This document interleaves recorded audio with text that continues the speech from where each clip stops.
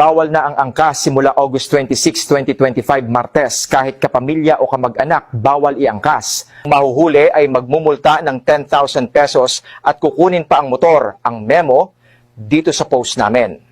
Good day mga idol! Welcome back to my channel, Ras TV Vlogs here. So for today's vlog mga idol, gagawin lang natin ng reaction video. Itong video na nagba-viral mga idol regarding dito sa bawal na raw ang angkas sa motorsiklo mga idol. Mantakin nyo mga idol talaga naman kahit ako nung napanood ko yung video na to, talagang kahit ako yung nangamba. Dahil nakasaad dito is bawal nang umangkas sa motorsiklo. Pag nahuli ka, ang multa 10,000 mga idol, 10,000. Mantakin nyo kung gaano kalaking halaga yon mga idol, no? So talaga ngayon nag-search ako at nakita ko at napatunayan natin mga idol na talaga namang parang lumalabas na fake news itong video na to mga idol. 'Di ba? Kasi kung makikita niyo yung video, AI generated siya mga idol. So ginawa lang siya no para talagang ikalat no yung fake news para yung mga motorista is mangamba mga idol. Kasi mga idol yung LTO is wala pa namang nilalabas na ganung memorandum no na bawal na ang angkas. Kasi sigurado mga idol maraming aalma no ng mga motorista. Kasi apakadaming mga idol na motor taxi no.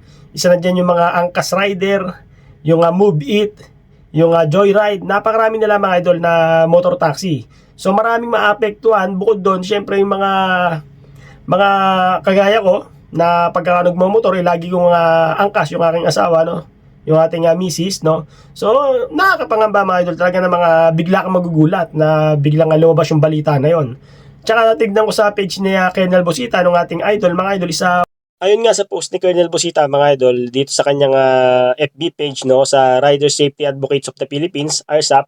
Ito yung sinabi niya mga idol, hindi po totoo ang kumakalat na video na ipagbabawal na ang angkas sa motorsiklo at pagmumultahin ng 10,000 ang mga lalabag. Ang nasabing kumakalat na video ay gawa-gawa lamang gamit ang Artificial Intelligence or AI at wala tong legal na basihan. So talagang feeling ko mga idol is fake news to. So nabudol lang tayo ng video na to mga idol. So huwag tayong basta-basta maniniwala. Dahil talaga ng mga grabe mga idol, nung napanood ko yun, talaga ng mga kahit ako nangamba mga idol. So yun mga idol, hanggang dito na lang no. So sa gumawa ng video na yun mga idol, talaga ng mga marami kang nabudol. Marami kang naloko kahit ako mga idol, talaga ng mga nangamba no, nung nakita ko yung video na yun. Na talaga nagpa-viral mga idol. Alright mga idol, hanggang sa susunod. Huwag nyo kalimutan mag-subscribe. Malapit na tayo mag 100k subscribers mga idol. Sobrang maraming salamat sa lahat ng suporta. Alright.